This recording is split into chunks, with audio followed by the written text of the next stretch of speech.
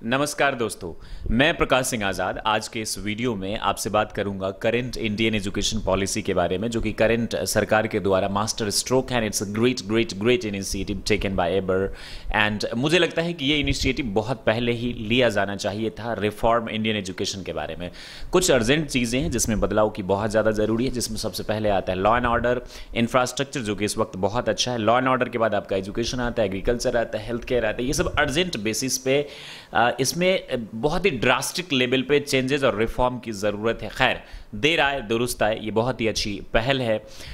अब मैं यहाँ पर बात करूँगा, दरअसल डिटेल एंड डीप में मैंने दूसरे हमारे चैनल माई करियर डॉक्टर पर इसके बारे में बात किया है। क्या है 5+3+3+4 पॉलिसी और क्यों है मल्टी एंट्री एग्जिट पॉलिसी, इन तमाम चीज़ों के बारे में हमने डीप में बात किया है माई करियर डॉक्टर चैनल पर। अगर आप देखना चाहते हैं तो देख सकते हैं। 2 साल पहले ही कई वीडियोज़ हमने बनाए थे एजुकेशन सिस्टम के बारे में कि क्या क्या रिफॉर्म करने के लिए ज़रूरत की चीज़ें हैं। वो भी डिस्क्रिप्शन, कमेंट सेक्शन या फिर आई बटन में आपको उसके लिंक्स मिल जाएंगे। अगर आप देखना चाहते हैं तो देख सकते हैं। बहरहाल ये जो इंडियन एजुकेशन पॉलिसी है, और इसमें एक खास बात कही गई है कि 5वीं क्लास तक जो है ये आप अपने लैंग्वेज में पढ़ सकते हैं। इट्स नॉट कंपलसरी, आप पढ़ सकते हैं। पूरी बात जो डिटेल है वो आई नहीं है, जब आएगी तो हमें पता चलेगा और ज़्यादा हम विस्तार से करेंगे। तो इसमें कई लोगों का कहना है, पार्टीज़ का भी कहना है कि भाई इसमें जब एक स्टेट से बच्चा दूसरे स्टेट में जाता है तो उसे दिक्कत हो जाएगी। मान लीजिए किसी ने केरला में पढ़ाई करी और फिर जब महाराष्ट्र आएगा तो मराठी पढ़ने में उसे दिक्कत होगी। Very nice. देखिए, विवाद तो होना तय है, आप अच्छी चीज़ करें तब भी, गलत चीज़ करें तब भी। बहरहाल तो बहुत सारे लोग ऐसे हैं जो इसमें गलतियाँ निकालने में जुटे हुए हैं, बहुत सारे लोग ऐसे हैं जो इसको सपोर्ट कर रहे हैं। जाहिर सी बात है, इसमें अच्छाई भी है और कुछ नेगेटिव पॉइंट्स भी हैं। तो देखिए, मैं इसमें पर्सनली जो मैंने फील किया है, चूँकि एजुकेशन को मैंने खुशी खुशी एक्सेप्ट किया है। I am not a train teacher और educator, but yes I have accepted it by the wish of my own. और मैं बहुत खुश हूँ एजुकेशन इस फील्ड में आकर, और मुझे खुशी हो रही है कि अभी सरकार ने इस बदलाव को किए। सबसे बड़ी चीज़ जो 3%, 4 दशमलव कुछ बताया जाता था और कुछ रिपोर्ट्स की माने तो 3% जो अब सरकार ने अनाउंस किया है कि 6% कुल जीडीपी का जो है वो अब एजुकेशन में खर्च होंगे, जो कि एक बहुत ही बड़े चेंज है, जो कि कई डेवलप्ड कंट्रीज़ इसके आसपास है और फिनलैंड जैसी कंट्री इतना खर्च करती है एजुकेशन में। ये एक बहुत ही अच्छी पहल है, चूँकि जब पैसा खर्च होंगे तो बहुत सारी चीज़ों में जाएंगे। हम वापस आते हैं कि भाई जब कोई बच्चा केरला से पढ़ाई करा या फिर बिहार से पढ़ाई करा या फिर हरियाणा से पढ़ाई करा और जब वो महाराष्ट्र जाएगा तो उसको बहुत ज़्यादा दिक्कत होगी। देखिए क्या होता है ना सर, कि क्रिएटिविटी हम तभी बाहर निकाल सकते हैं जिस लैंग्वेज में हमने बचपन को जिया है, उसी लैंग्वेज में अगर चीज़ों को पढ़ें। अब प्रॉब्लम हमारे यहाँ ये है कि देखिए, मैं इंग्लिश के अगेंस्ट में नहीं हूँ, I am an English language trainer, तो I should not be happy with this decision, but I am very very happy because it's the matter of our country. कि देखिए, आप इंग्लिश को हमने इम्प्लीमेंट तो कर दिया। अब कोई बच्चे का लेवल यहाँ था, ज़बरदस्ती उसको यहाँ ला के डाल दिया, उसको समझाया नहीं गया, लॉजिकली चीज़ों को रटा दिया गया। तो बेशक आपको और हमको इंग्लिश बोलना आ जाता है पट पट पट पट, लेकिन जो हमारी क्रिएटिविटी होती है वो हमारी ही लैंग्वेज में आती है। आप जापान के साइंटिस्ट से मिलिए, वो जापानीज़ में ही करेंगे, चाइना से चाइनीज़ में करेंगे, ब्ला ब्ला ब्ला तमाम चीज़ों को।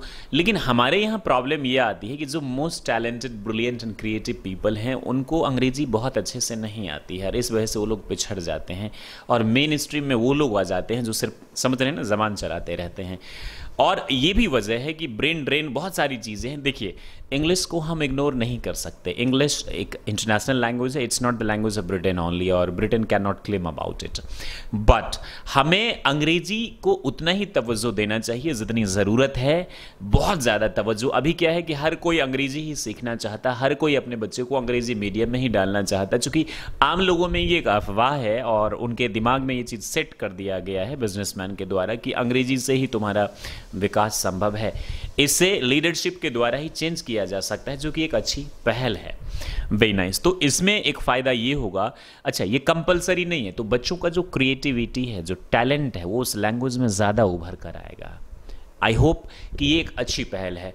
फिर जो दूसरी चीज़ है कि जीडीपी के मामले में, कि जीडीपी जब प्रॉपर 6% जाएगा, इसमें इम्प्लीमेंटेशन अच्छे से होना चाहिए। इसके जो नेगेटिव पॉइंट्स हैं वो ये है कि अगर इम्प्लीमेंटेशन अच्छे से नहीं हुआ, फेल हो गया, तो फिर बहुत ज़्यादा दिक्कतें आने वाली है। चूँकि अभी जो हमारे देश में प्रॉब्लम है वो सबसे बड़ी प्रॉब्लम टीचर्स नहीं, और टीचर्स के लिए मैं स्टेट गवर्नमेंट और सेंट्रल गवर्नमेंट सबको ब्लेम करना चाहूँगा। जानबूझ के इन्होंने कॉन्ट्रैक्ट सिस्टम लाए ताकि 4-5 हज़ार रुपये में इनको टीचर्स मिल जाए।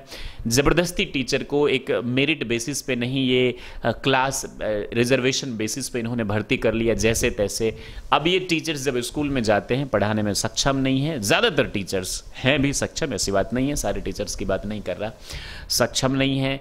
स्कूल में प्रिंसिपल नहीं है, स्कूल में प्यून नहीं है, प्रॉपर इंफ्रास्ट्रक्चर नहीं है। छोटे छोटे गांव देहात शहर की बात करें तो वहाँ स्कूल्स हैं, तादाद अच्छी खासी है, बच्चे कम है। लेकिन जो मेट्रो सिटीज़ हैं, जैसे कि दिल्ली की बात करें, हम मुंबई की बात करें, चूँकि पूरे देश और पड़ोसी मुल्क से भी लोग आते हैं, बच्चे आते हैं, तो यहाँ बच्चों की तादाद ज़्यादा, स्कूल कम, यानी इंफ्रास्ट्रक्चर की यहाँ ज़्यादा ज़रूरत है। जैसे दिल्ली में, नोएडा में, मुंबई में, चेन्नई में ज़्यादा कॉलेजेस और स्कूल्स की भी ज़रूरत है, जो कि कम है। इसकी वजह से प्राइवेट स्कूल्स का फलता फूलता बहुत ज़्यादा क्रेज हो चुका है।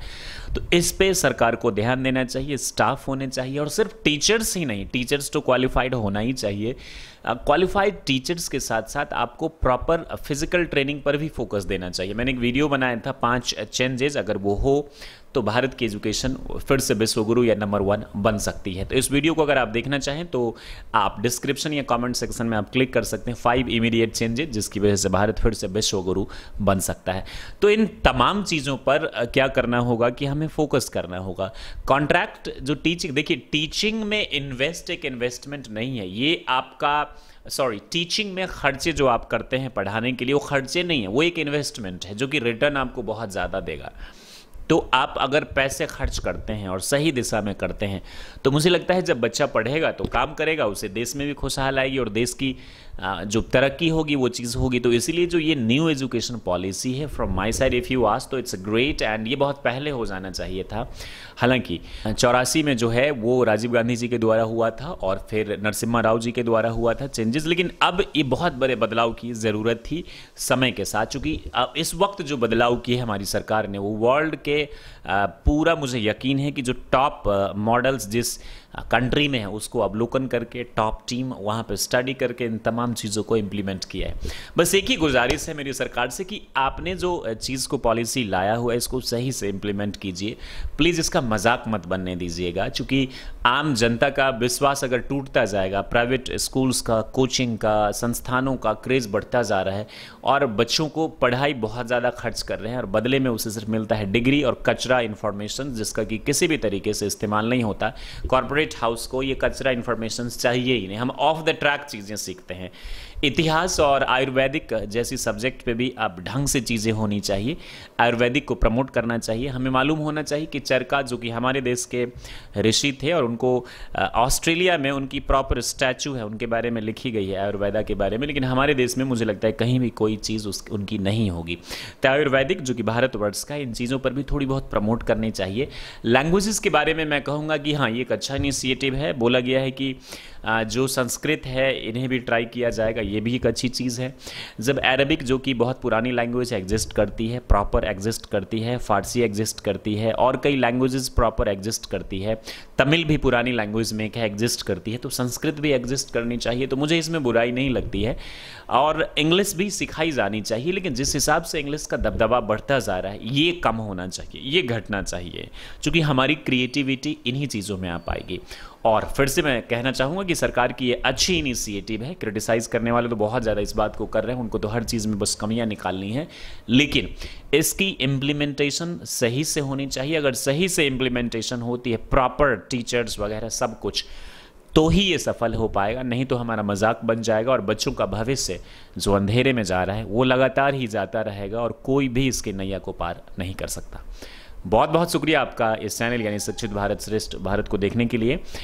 आप यदि चाहते हैं कि इन मुद्दों पे हम वीडियो बनाएं तो कमेंट सेक्शन में ज़रूर बताइएगा। और आपकी अगर कोई समस्या है करियर से रिलेटेड तो ये भी आप बताना चाहें तो लिख सकते हैं। Stay happy and be the best. जय हिंद, जय भारत।